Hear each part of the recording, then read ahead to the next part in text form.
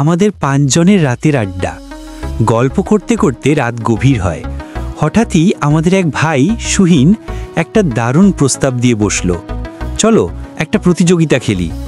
যেই হারবে তাকে ভোরে সিলেট 5 ভাই রেস্টুরেন্টে তেহারি পার্টি দিতে হবে।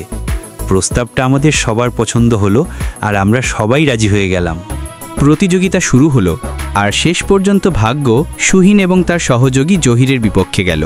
তারা দুজনই হেরে গেল। রাত তখন প্রায় 4:40।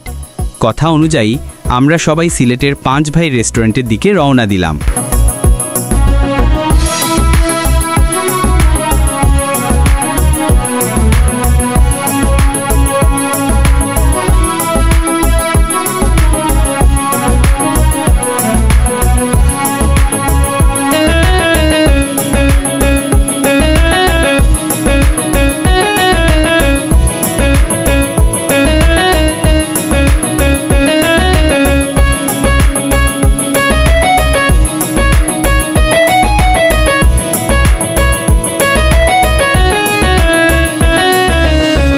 ভোর 5:13।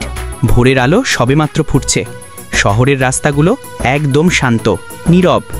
আমরা যাওয়ার পথের বিভিন্ন দৃশ্য আমাদের মুগ্ধ করছে। একে অপরের সাথে হাসি ঠাট্টা করতে করতে আমরা এগিয়ে চলছি।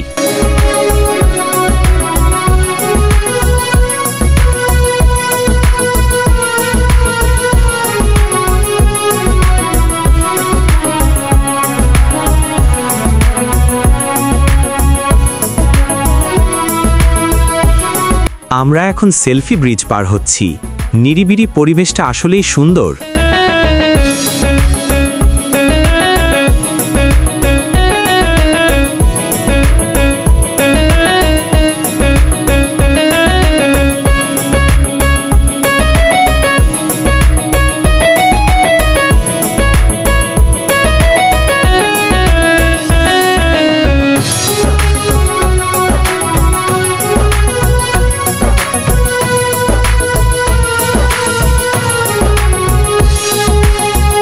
অবশেষে আমরা 5 ভাই রেস্টুরেন্টের সামনে পৌঁছলাম। রেস্টুরেন্ট তখনও মানুষের উপচে পড়া ভিড়।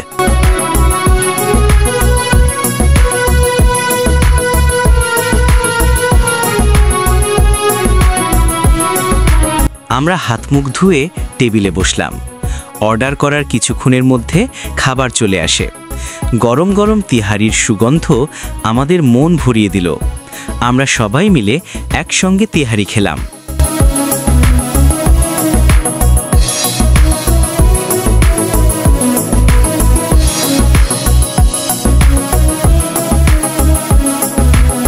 তেহারি খাওয়া শেষ। 2টা পার্সেল নিয়ে রওনা দিলাম সিলেট আইডিয়াল হসপিটালের দিকে। আমাদের এক আত্মীয় সেখানে চিকিৎসাধীন আছেন। তার খোঁজ নিতে আমরা হাসপাতালে গেলাম। সেখানে গিয়ে দেখলাম কিছু খালি বিছানা পড়ে আছে। আমাদের শরীর তখন তেহারিজনিত শুকিয়ে আচ্ছন্ন। আমাদের ক্লান্তি তখন তুঙ্গে। তেহারির ভাগে শরীর আর চলছিল না, তাই আমরা রোগীকে দেখতে গিয়ে নিজেরাই রোগী সেজে বিছানায় শুয়ে পড়লাম। এমন তেহারি পার্টির পর এমন আরাম, এক কথায় অসাধারণ। অবশেষে আমরা আরামের বিছানা ছেড়ে বিদায় নিলাম, কারণ দিনের আলো তখন ফুটছে। আজ এই পর্যন্ত। সবাই ভালো থাকবেন। ধন্যবাদ।